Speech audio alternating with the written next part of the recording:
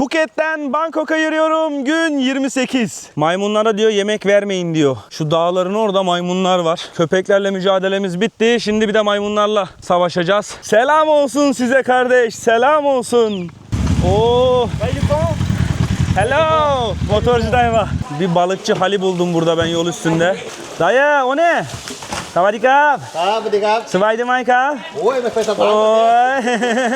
Fazla ağacın olmadığı yerde adamlar böyle balık tesisleri kurmuşlar ya. Bakalım maymunlarla karşılaşacak mıyız ya? Maymun köpekten daha tehlikeli arkadaşlar. Gelme gelme, bunların gözleri çok tuhaf. Baksana burada besleniyorlar. Yeni günümüzden merhaba. Evet, yine kaldığımız yerden devam ediyoruz. En son videoyu burada kapattık biliyorsunuz. Burada açtık, burada kapattık, burada kapattık derken bugün 28. günümüz başlayacak. Bugün yaklaşık olarak bir 28 kilometre civarı bir yolumuz var. Arazimiz yine çorak ve kurak gözüküyor arkadaşlar. Su stoğumuz, meyvemiz, kekimiz falan, çantada stoğumuz hazır bu sefer. Yine öğlen sıcağındayız. Evet, abiler buraya kadar beni bıraktı. Bundan önceki bölümleri izlemediyseniz bak kesin izleyin. Tayland kültürünü, hayatı, yaşamı merak ediyorsanız bundan önceki videoda Mehmet abinin ailesiyle bak çok güzel vakit geçirdik. Onları izlemediyseniz kesin izleyin arkadaşlar. Evet, şu kaldığımız yerden devam ediyoruz. Yine başlangıç konumu, bitiş konumu zaten açıklamada arkadaşlar bulunuyor. Vara bismillah diyoruz. Hakkımızda hayırlısı diyoruz ve yolumuza başlıyoruz arkadaşlar. Ya biz 2 gündür neler yaşadık ya. Vallahi Mehmet abiden Allah razı olsun. Hem ailesini tanıdık, hem güzel vakit geçirdik. Vallahi buradan tekrardan her şey için teşekkür ediyorum. Kardeş ne haber? Baksana abi, böyle bir yerde tapınağın önünde herhalde inekler yayılıyor. Şuna baksana, çok güzel burası. Ejderhalar nereden geliyor? Baksana, ejderhaları ta böyle yapmışlar. Kaç başlı ejderha bu? 5 başlı ejderha. Sahilin dibinde güzel bir tapınak. Abi biz birkaç bölüm önce buraya kadar gelirken o sıcakta ne çektik ya, ne çektik. Bak Mehmet abi de şahit, sizler de şahitsiniz. Arada birçok kişi, yani birçok değil bayağı bir kişi yapmaz abi. Arkadaşlarımla konuşuyorum ya diye, ne yürüyeceğim veya böyle bir sıcakta biner giderler yani. Proje kimsenin umurunda olmaz. Ama arkadaşlar bu işte mental disiplin ve cesaret, maceracı ruhu gerektiren bir şey olduğu için ben bunu yapıyorum. Çünkü hedefimiz büyük. Maceracılar beni anlar. Bu beden var ya, kendini Survivor'a hazırladığı adam, ben kendi Survivor'ımı çekiyorum ya. Kendi Survivor'ımı çekiyorum. Acun abi keşişler meşişler de yürüyordu ha, onları gördük. Yol üstünde. Ulan arabayla geldiğimiz yolu geriye dönüyorum şimdi ya. Çok tuhaf oldu valla. Bakalım bugün başımıza ne gelecek? Konaklayacağım yer henüz kesin değil arkadaşlar. Ama ben tabii dün Mehmet abiyle aradık. Yol üstünde bayağı bir yer aradık. Yani böyle 28 kilometrelerde bitirmek istiyorum. Çünkü 30-33'e çıkarsam bu sıcakta çok zorlanacağım. Ya böyle 15 kilometre sonra bir yer var ya da 28-29 kilometre sonra yerler var. Ama orada da fiyatlar abi 1000 baht, 700 baht. Buralar sıkıntı. Ana yol ileride, ana yola, otobana gitsen orada moteller var da bizim onlarla işimiz yok abi. Biz köy yollarından devam. Şimdi şu yeşilliklere bakın. Birazdan yeşillik meşillik kalmayacak. Oh, kuşlar başladı yine. Evet, birazdan bu manzaraları özleyeceğiz. Baksanıza. Yine sahilimiz orada. Arkadaşlar bu hava sıcaklığı, yani artık yukarılara gittiğimiz için de çok sıcak olmaya başladı bence. Çünkü Mehmet abiyle de konuştuk. Abi aşağıda Suratani taraflarında akşamları bazen böyle klima, vantilatörü falan kapatıp üstüme battaniye çektiğim zaman oluyordu. Serinlik oluyordu. Ama bu yukarılara çıktık ya. Abi buralar yanıyor ya. Gerçekten Bangkok'a yaklaştıkça acayip sıcak olmaya başladı. Bangkok'un sıcağı zaten biliyorsunuz. Yani gelenler şeyler bilir. Aşırı felaket bir şey. Buralar biraz daha böyle çoraklaştı. Eskisi gibi yeşillikler yok ilerlerde de. Of, kuş seslerine bak ya. Oh, hemen terlemeye başladım abi. Güneş kremini sürsem olduğu gibi akıyor zaten yüzümden ya. Sesleri duyuyorsunuz değil mi? Oo, cıvıl cıvıl ya. Sahile sıfır. Ne güzel yerler ya. Buralardan toprak almak lazım. Arsa almak lazım ama tabii ki arsayı şirket üstüne falan alabiliyorsunuz. Kendi üstünüze değil de. Bak kuşlarla nasıl anlaşıyorum, iyi bakın. Ne yapayım abi, tek başıma buralarda. Anca hayvanlarla anlaşıyorum işte.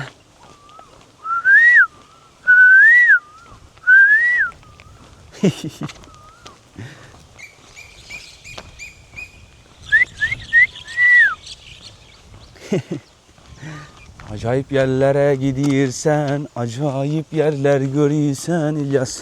Haydi. Savun navun dattıt morun cattıt dorun. Haydi. Teyze. Haydi teyze. Of kafama sıcak geçti. Salla kafadan salla salla.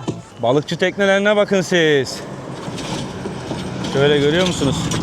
Küçük küçük kayıklar. Bu bölgede balıkçılık bayağı yaygın arkadaşlar. Aynı zamanda hem balık yetiştiriciliği ve karides yetiştiriciliği de var. İlerleyen saatlerde onu göreceğiz. Yolun ilerleyen bölümlerinde. Onları gösterip anlatacağım sizlere. Bu arada arkadaşlar yine Buy Me Cafe'den bana destek olanlar olmuş. Yusuf Yiğit Akkuş ve Sadık Gülşah Demir'e çok teşekkür ediyorum. Çok sağ olun desteğiniz için. Siz de destek olmak isterseniz açıklama ve yorum kısmında Buy Me Cafe linki var arkadaşlar. Çok sağ olun. Çok teşekkür ederim. Desteğinizle bu yol bitecek ve bir sonraki projemize başlayacağız. Hala sponsor çalışmaları yapıyorum. Her yere mail gönderiyorum. Bakalım hayırlısı.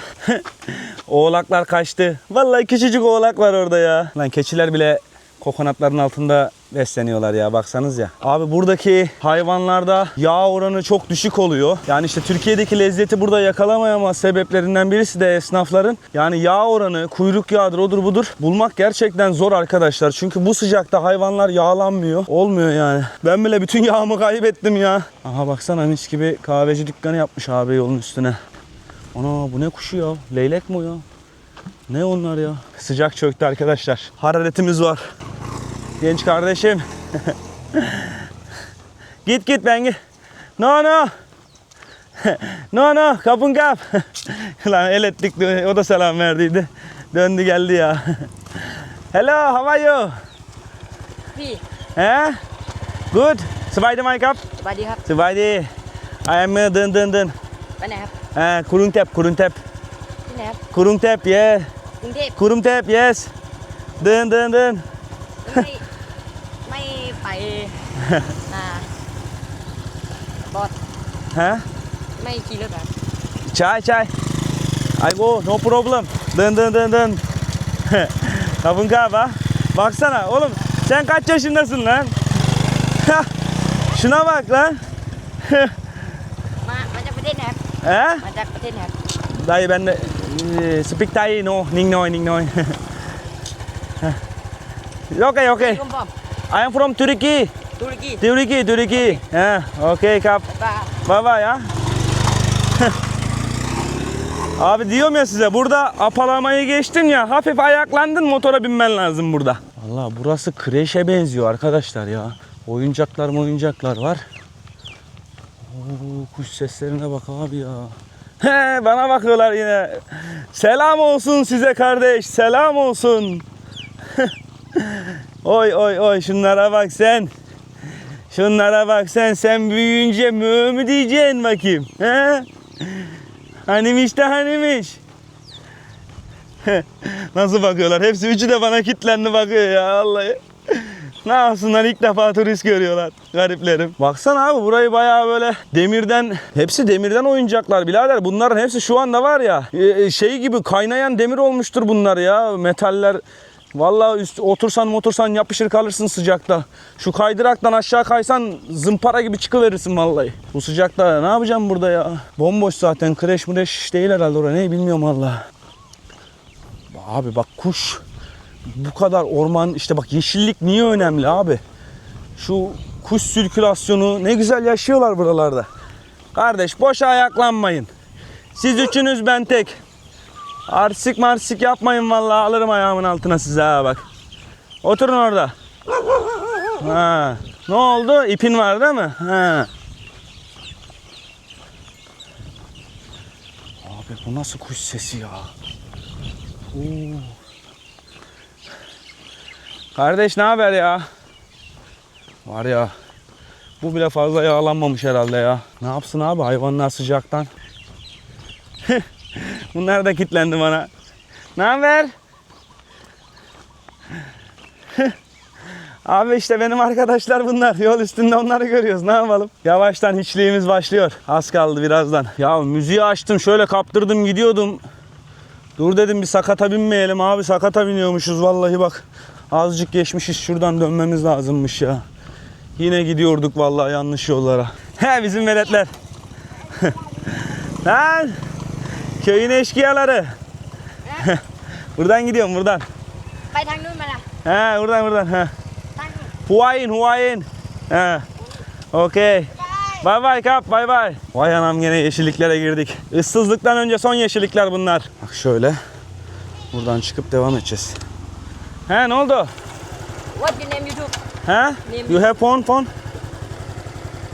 No internet Okay. You take photo.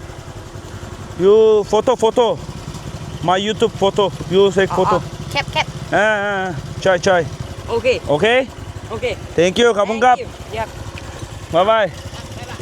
Köyün çocukları abone olduysa yani bence siz de artık abone olursunuz arkadaşlar ya. Bu kadar emeğe abone, beğeni, hype ne varsa eliniz dert görmesin arkadaşlar. Çok teşekkür ediyorum. Siz destekleyin ki ben de size diğer kimsenin göstermediği, hep birlikte macera yaşayacağımız yerler göstereceğim. Aha bu kadar, ben de buradan size bunun sözünü veriyorum bak. Yeter ki şu izlenmeleri, abonelerimizi arttıralım. Yani çok da gözümüz yok. Aza kanaat etmeyen çoğu bulamaz derler. Böyle de iyiyiz ama daha iyi yerlere gelmek için bir 100 bin, 200 bin izlenmelere ulaşmamız gerekiyor. Ve tabii ki bir sponsor. İnşallah be. Sıkmayın o tatlı canınızı. Olur gider bak, yeşilliğin içindeyiz. Milyon dolarları olanlar bunları görmüyor. Ey yavrum ey. Ya.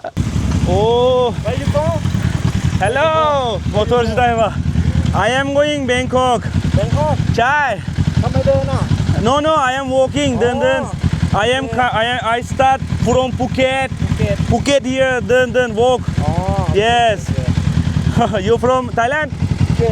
You from Thailand? Oh, very nice, huh? Oh, very nice. Wow, motorlara bak. Where you going?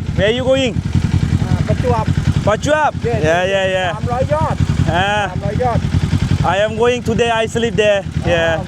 Okay. Good night. No, good night. Yeah, have a nice day. Yeah. Hadi bay bay. Önce arabacı durduydu da. Bay bay ya. อยู่ทำ YouTube เหรอ Yes, YouTube. You follow me? You want? ได้ Where you from in Thailand? Which city? อ๋อหมายถึงว่าผมอยู่ที่ไหน You. บางกอก Bangkok, ha? Evet. Oo. Bak her yerden abone ediyoruz. My name is İlyas. อีเรีย İlyas Mutlu. Yes. โอเค Okay, kapun kap. What's your name? พิว Piu. ใช่ Piu. Nice to meet you, ha? Nice to meet you Yeah. My Instagram also same name. Instagram. Yeah, same name. Oh. You will see, okay? เดี๋ยว follow ไป Yeah, okay. บ๊ายบาย Bye bye ya. Have a nice day Oh, nice motor. Yapıştır. Vay be. Bak abi, hep yabancılar mı gezecek? Taylandlı ekip kurmuşlar abi, bak mis gibi. Çok fazla böyle motorcu ekibi gördüm yolda arkadaşlar. Elimden geldiğince kamerayı açıp hemen onlar geçerken göstermek istiyorum sizlere ama bazen kaçırıyorum. Yani gerçekten çok fazla var. Böyle 10'lu, 15'li gruplar falan böyle değişik motorlarla komple geziyorlar abi burayı. Çok güzel ya. Sawadikap. Hello. Ne yapıyorsunuz? Hello. Ne yapıyorsunuz ya? Bay bay ya. Bay. Ha? Bangkok, Kurungtep. Chai. I am coming Phuket here. Dön. Bye. Yemin ediyorum kartpostal gibi yerden yürüyorum ya. Kafamı çevirdiğim her yer kartpostal gibi ya. Allah'ım sana teşekkür ediyorum. Böyle bir şansı bana bağışladığın, vaat ettiğin için çok sağ ol. Daha iyileri sizin olsun arkadaşlar. İnşallah. Gerçekten çok isterim, biliyor musunuz? Umarım olur ya. Gerçekten umarım daha iyileri, daha güzel yerleri gezmek, daha iyi yerlere gelmek sizlere de nasip olur. Çok isterim. Çünkü niye biliyor musunuz? Böyle kendinizi geliştiriyorsunuz arkadaşlar. Kafa yapınız, düşünceniz, bakış açınız, her şeyiniz değişecek gerçekten. Ya sadece yürüyerek değil yani bu. Bisiklet, motor, araba nasıl olursa ama farklı coğrafyaları görüp ama insanlarla etkileşime gireceksiniz. Kültürü anlamaya çalışacaksınız. O insanların kafa yapısını anlamaya çalışacaksınız. Yemeklerini deneyeceksiniz. Çok farklı abi ya. Ya abi 50 bin nüfuslu bir bucaktan çıkmışım. 48 ülkede yaşayarak geziyorum. Neler yapıyorum. Yani şu beyninin neler gördüğünü, yapısını anlayabilir misiniz? Ben 5 senede gördüğümü 24 senede biz bir şey öğrenmemişiz dedim yani kendime. Çok farklı arkadaşlar. Heh. Şuna bak ya. Sese bak. İnsanın içi nasıl huzur bulmasın ya? Ben bir yer buldum.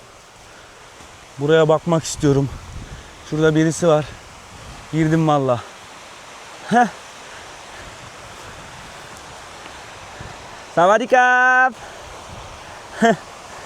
Abi bunlar burada balık yetiştiriyorlar, tamam mı? Bunların muşambalı olanlarında karides yetiştiriyorlarmış. Muşambasız olan yerlerde böyle balık yetiştiriyorlarmış arkadaşlar. Baksana teyzem de kayıkla gitmiş, orada şunlar düzenliyor işte şeyleri. Böyle galiba suya devir daim yaptırıyorlar bununla da. Bunun gibi yol üstünde bir sürü var. Dedim ya, balıkçılık burada çok şey. Hem yetiştiriyorlar böyle hem de toplamaya gidiyorlar denize. Yani ben çok anlamam. Balık yetiştiricileri, balıkla ilgilenenler varsa anlamıştır. Böyle daha detaylı bir bilgi varsa yorumlarda ekleyebilirsiniz arkadaşlar. Hepimiz birlikte bilgileniriz işte, ne güzel. Lan korkma korkma. Eşek değil mi bu? He? Sıpa mı? Allah Allah. Korkma korkma. Oğlum sen bu sıcakta ne yapıyorsun? Seni kim bağladı buraya ya? Eşeğe sağlam gazıya bağlan demişler de. O eşek bu eşek mi? Oğlum hiçbir şey yok etrafta. Seni kim bağladı buraya? Şey aklıma geldi, Sezercik'teki. Bunu alacağım, vuracağım gırbacı, vuracağım gırbacı diyordu ya. Biz küçükken izliyorduk. O aklıma geldi. Eşeği alalım da gidek mi eşekle birlikte? Bir şuraya bak. Bir de şuraya bak. Allah Allah. Bak burada böyle bir yolda, bu sıcağın altında genç kardeşlerime seslenmek istiyorum. Büyüklerim de olabilir, fark etmez. Sosyal medya yapmayı düşünüyorsanız eğer ki, ben bu tavsiyeyi almıştım. Yırtık pantolon o zaman demişti ki hem kamera arkadaşın olsun hem de yorumlara şeylere takılma diye. Çoğu kişiyle böyle konuştuğumda sosyal medyayı zaten yapmak zor ama bir de böyle video mükemmelliği düşünüyorlar. Yok bana şu yorum gelirse ne olacak? Yok o bu bana derse ne olacak? Ya abi bunları düşünmeyin. Siz istediğiniz kadar iyi yapın. Yine evde telefonun başında oturmuş gergin bir insan size kötü yorum yapacak. Yani sizin şevkinizi kırmaya çalışacak. Çünkü bilmiyor ki, adamın umurunda değil ki. Ona saydırıyor, buna saydırıyor. Gündüz sinirlenmiş, sinirini gezen birinden, lüks hayat yaşayan birinden veyahut da işte emek vermiş birinden çıkarmak istiyor yani sinirini, anladınız mı? Yani o yüzden abi bunlara falan takılırsanız sosyal medyayı yapamazsınız arkadaşlar. Çünkü herkese açık bir şey yayınlıyorsunuz burada. Sizi herkes izleyecek. Herkes sizi sevmek zorunda değil. Yani o yüzden arkanızdan konuşacaklar. Kötü yorum yapacaklar. Moralinizi, şevkinizi kırmaya çalışacaklar. Ama siz bunu burada bitirdikten sonra var ya, bak 32 diş bana ne? Bak eleştiriyi demiyorum. Ben her zaman yorumları okurum. Güzel bir eleştiri varsa onu buraya katarım. Bak ona bir şey sözüm yok. Bilgi her şeydir. Yani böyle bilgili şeylerden alırım. Ama yani cahilce yapılmış yorumu zaten anlayabiliyorsunuz arkadaşlar. O yüzden onlara şeylere takılırsanız bu işi yapamazsınız. Takılmayın, yolunuza bakın, devam edin. Keep going, anladın mı arkadaşlar? Bak. Ben 5 yıl önce çıktığımdan beri konuşmama laf ettiler, saçıma laf ettiler, sakalıma laf ettiler, kıyafetime laf ettiler. Ne oldu? Ben 48 ülkeyi gezerek, yaşayarak gezmişim, neler tecrübe etmişim, neler yaşamışım. O yüzden önünüze bakın arkadaşlar. Gerçekten önünüze bakın. Hayaliniz varsa ertelemeyin, peşinden gidin. Nasıl gerçekleştirebileceğinizi düşünün. Ona kafa yorun, yapın yani. Bu sadece seyahatle ilgili değil. Yani neyle olursa olsun devam edin. Korkmayın. Cesaretiniz en fazla yapamazsınız. Lan ya bir kere kırılırsınız yani şey olsun yani. Denemeden, yapmadan içinizde kalacağını deneyin abi. Denedim olmadı dersin. Ne olacak? Hayat öldürmüyor ki, bitmiyor ki. Yine ayağa kalkarsın, yine devam edersin. Yeter ki düşünce yani düşenin dostu olmaz derler de abi düştüğünü de belli etmeyeceksin. çabalayacaksın, tekrar ayağa kalkacaksın, devam edeceksin yoluna. Gerçekten sizleri seviyorum. Aranızda bana gerçekten her anlamda o kadar destek olan var ki hepinizi seviyorum. Çok teşekkür ederim gerçekten. Ekstra motivasyon sağlamamda çok etkiniz var. Çok sağ olun. Dağlara doğru gidiyoruz. Bak şu dağ, ilerideki dağlara doğru gideceğiz. Abi hava yanıyor ya. Kaç derece bu ya? Uzun kollu şapka mapka olmasa ben var ya. Zaten kırmızıyım. İyice kıpkırmızı olur kalırdım valla. Bakın bunlar muşambalı, görüyor musunuz? Bu muşambalı olanlar da karides oluyormuş. Ulan içindeki su ne kadar tertemiz, masmavi gözüküyor var ya, ne güzel, tam yüzmelik ha var ya. Müzik zevkimizi sorgulamayın. Anlık değişiyor, anlık. Valla şuraya da gireyim dedim ama abim gözlüklü kelepçeli köpek resmi koymuş, görüyorsunuz mu? Vallahi çıkar mı kar şuralardan, hav hav hav hav. Oo, baksanıza abi. Buraları bayağı çevirmişler. Suyun rengi bayağı iyi, işte muşambalı. Burada karides yetiştiriyorlarmış herhalde işte.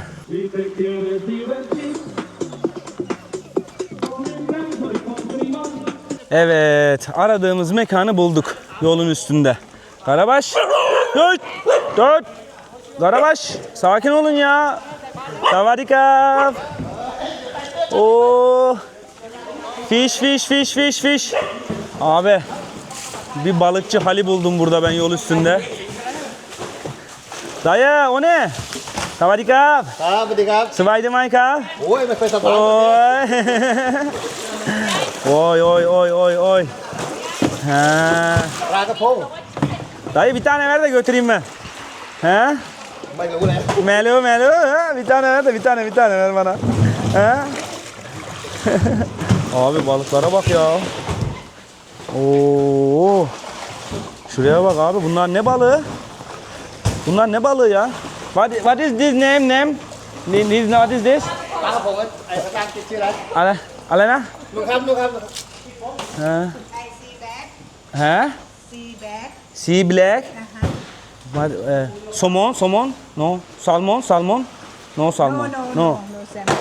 Oo, bir dakika. My name is Nick. No. Your name Nick. อ๋อ ปลากระพง This name. อ่า Ha. ปลากระพง Lan niye çalışmıyor ya? Wait. No working. No. Ya telefon ısınmış abi. O kadar sıcak ki hava. Teyze one minute. อ่าฮะ โอเค Ha, levrekmiş ya. He. Lan bu canlı lan, yaşıyor la bu. He. Oh. Levreklere bakın abi. Vay anam vay. Oo, burada var ya, kaç para var burada biliyor musunuz siz? Ha. Here you boss here. You boss. อ่าฮะ Eh? You here. You. Okay. Ani, where? อ่า Huh? May see? Look. Can I see? Look. อ่า Teyze bana bakmıyor ki. Ha, teyze show me. Ha. ตัวนี้อ่ะ Ha. Hadi girdik. Teyzem mi nenem var burada. Nene. Savadikap. Nenem valla. I am from Türkiye. Türkiye. Çay. Aa, işte bizim deminki Ani ya. อ่าฮะ Oo. Bizim deminki işte balıkçılar arkadaşlar. Dedim ya size, muşamba olmayan yerde normal balık diye, işte levrekleri yetiştirmişler burada ya. Ne kadar güzel balık çıkmış ortaya. Şunu ayıklayacaksın, bir ızgara yapacaksın şöyle taze. Üf, ne yenir bu var ya. Bir tanesi bunun kaç kilodur ya? Daha yenice toplamışlar herhalde bunları. Yüklüyorlar götürüyorlar. From Türkiye. Çay. Mi Phuket, Kurungtep. Dın. Yes. Dın. Phuket, Kurungtep. Dın. Ha. Abi dın yürümek demek. Dın. Hot, so hot chai. You have Namyang, ha? You have Namyang. Valla soğuk suları varsa bir soğuk su alayım ya. Parasını da soracağım. Yani ikram edecekler kesin biliyorum ama ben sorduğum için parasını sorayım da vermeye çalışıvereyim yani. Soğuk suyum çünkü soğuk suyum bitiyordu. Nam yeng soğuk yem bir şey demekmiş. Tolay kap. Ha? Tolay kap. No. Oh. Pari. Kapın kap. Biliyorum işte abi. Ne yapayım? Yolda başka şey yok. Bye. Kapın kap. Ha? Dın. Bye. Hadi gittik. Oğlum korkma oğlum. Allah. O da benden korktu. Evet. Şimdi çantamın içinde su var da benim su yani çantanın içindeki ılımıştır abi. Neyse işte bulduk böyle su. Ne olacak abi? Bizim ıssızlıklar başlıyor yavaştan artık. İnekler kaçtı. Dikkat, inek çıkabilir. Abi ya hep düzlük. Baksana herkes çocuğu bindirmiş. Nenem 2 çocuğu da bindirmiş motorla gidiyor ya. Vallahi nenem kaç yaşındadır biliyor musunuz mu? Motor sürüyor. Demin 2 tane daha geçti öyle. Abi buradaki yaşlı insanların hala bir şeyler hareket içinde olması beni şaşırtıyor ya. Gerçekten helal olsun. Bak yine küçük benzinliğimiz var burada. Of. Bak bunlar da balık kutusu değilmiş de burada da balıkçılık yapıyorlar işte. Bunlar da aynı abi. Bu tarafta bak balıkçılar başladı. Abi aşağılarda kauçuk ağaççılar vardı. İşte duryancılar vardı. Sonra palmiye ağacılar vardı. Burada da balıkçılar başladı abi bak. Her yer şeyleri göre gidiyoruz ya farklı. Savadikap. Ha, Spider Mike. Spider. No, I am full. I am going Kurungtep Mahanakhon. Dın. Ça. No, dın. Phuket. Bangkok. Dın. Kesin domuzdur bu. Oo, teyzem sulu yemek yapmış. Sulu yemek var. Vallahi. Görüyorsunuz mu yolun kenarında? Aloy mı ha? Aloy. Bak midye içi bunlarda. Abim de burada vallahi yağı gömmüş görüyorsunuz mu? Üstü yağ dolu. Burada kızartıp işte o midyeli şeylerden yapacaklar. Okay kap. Bye. Abi herkes tezgahını kurmuş. Herkes yolunda vallahi. Vallahi bak abilerim bile dedi ya görüyorsunuz mu abi? Çok sıcak. Bu sıcakta gerçekten yürümek acayip zorlayıcı. Ama biz zoru severiz arkadaşlar. Bana kaç kişi mesaj atıyor. Biz diyor geldik diyor tatile. Şimdi mesela bir hafta 10 gün önce. Phuket'te orada burada 2 saat dışarıda yürüyemedik diyorlar. Sen nasıl yürüyorsun diyorlar. Yani 33 derece sıcağı hayal edin. Bir de Tayland sıcağını. Arkadaşlar buranın sıcağının affı yok ya. Gerçekten var ya. Çok felaket bir şey bu. Şimdi benim bu vücudum var ya sıcağa alıştı ama ben soğuk bir coğrafyaya gidersem tabii çok soğuk bir şeye gitmek istemiyorum da gidersem benim bünyem var ya şu an ben 10 dereceyi 5 dereceyi görsem titrerim belki. Bu da şeyden kaynaklıymış. Geçen de böyle bir bilgi okuduydum. Bu bilgiyi size satayım hemen. Şimdi tam teknik şeylerini bilmiyorum ama bir dakika şu yolun güzelliğine bakın. Karşıda dağlar, karşıki dağlara doğru gidiyoruz. Bak görüyorsunuz mu? Şimdi şöyle etrafı göstereyim ben size. Sıcak yerde durdukça şimdi bizim 2 tabakalı bir yağımız varmış galiba. Bunun birisi kahverengi yağ mı? Öyle bir şeymiş tamam mı? Bu kahverengi yağ sıcakta azalıyormuş abi. O yüzden soğuğa karşı bizim şeyimiz bağışıklık demeyeyim de yani direncimiz düşüyormuş. Mesela şey deriz ya İşte sen kilolusun, yağ kaplısın, soğukta üşümezsin deriz ama bazen bakarsın kilolu insan üşür ama zayıf insan üşümez mesela çok soğuk olsa da. İşte bundan kaynaklanıyormuş arkadaşlar. O kahverengi yağ mı neyse ondan oluyormuş. Ben en basit usulüyle size anlatıyorum. İşte ben de çok fazla sıcak coğrafyada olduğum için ben uzun zamandır soğuk görmedim. O yüzden soğuğa karşı direncimiz kırıldı. O yağ nasıl oluşuyormuş işte. Soğuk yerlerde dura alışıyormuşsun. Bak mesela şimdi Furkan Aras kardeşim -35'lerde geziyor Moğolistan'da. İlk gittiğinde -10, -20'leri 30'ları görünce adam eli ayağı titriyordu. Şimdi -25, -30 derecelere hava güzel diyorlar. Niye? Çünkü vücut alıştı. Yandım anam yandım. Aha kocaman 2 katlı okul var burada. Ay anam yeşilliğin içerisinde ya. Vallahi bu sıcakta okula da gidilmez sana. Bir de klima yoksa vantilatörle var ya ne dersi işleyeceksin abi. Sıcakta hiçbir şey anlamazsın vallahi. Bak balıkçılar arttı abi ya. Ulan kaç farklı şey gördük ya. Daha bakalım Bangkok'a kadar daha neler göreceğiz. Şöyle dağların içine doğru gidiyoruz. Tek tük araba geçiyor. Anladınız mı o sıcak suyu, soğuk suyu niye aldım yanıma? Çünkü buralarda hiçbir şey yok. Bakın mesela şu suyla dolu ama burası boş. Boş hali de böyle arkadaşlar. Böyle gidiyor abi. Şu tarafta aynı şekilde. Fazla ağacın olmadığı yerde adamlar böyle balık tesisleri kurmuşlar ya. Bir şey değil mi? Vallahi balıklar gibi şurada yüzü veresim var ya. Abim karşıda bak balığı çıkarıyor abi. Sonra içine bakıyor, seçiyor. Bazılarını geri atıyor. Alıyor bak bazılarını geri atacak şimdi. Ha, atıyor suyun içine şeye geri atıyor.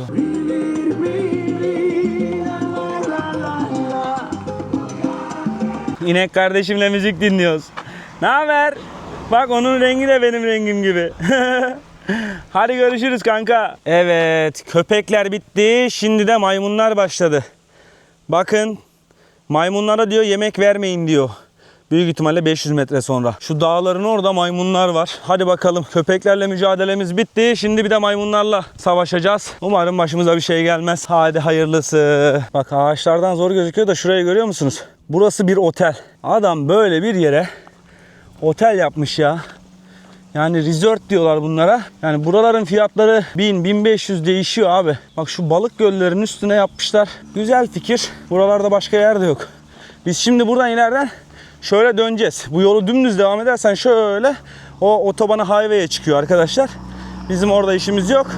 Biz şuradan şöyle yine iç taraflardan devam edeceğiz. Neymiş adı? Vallahi Tayca yazıyor ya. 24 saat bir şeyler diyor da. Bugün gideceğimiz yer, yani dün aradık 700 baht dedi. Orası da aynı suyun üstünde bungalovlar da. Bakalım bir 2,5 saat civarı yolumuz var. Yani saat 6 çeyreğe falan varacağız bakalım. Başka yer yok. Dün en az o bölgede 27-28 kilometre yürüyebileceğim çevrede, yani 30'a kadar zorlasam dedim. Abi yok yani 700'ün altına yer bulamadık. Ne yapacağız? Yapacak bir şey yok. Bir günlük öyle vereceğiz. Sonra devam edeceğiz. Yoruldum daha. Hiç mola vermedik ya. Ben neredeyse 100 saattir yürüyorum arkadaşlar. Daha hiç mola vermedik. Nerede mola vereceğiz abi? Oturacak yer mi var? Güneşin bağrında ne yapacağız? Evet, bizim yol ayrımımıza geldik arkadaşlar. Size şöyle göstermek istiyorum haritayı.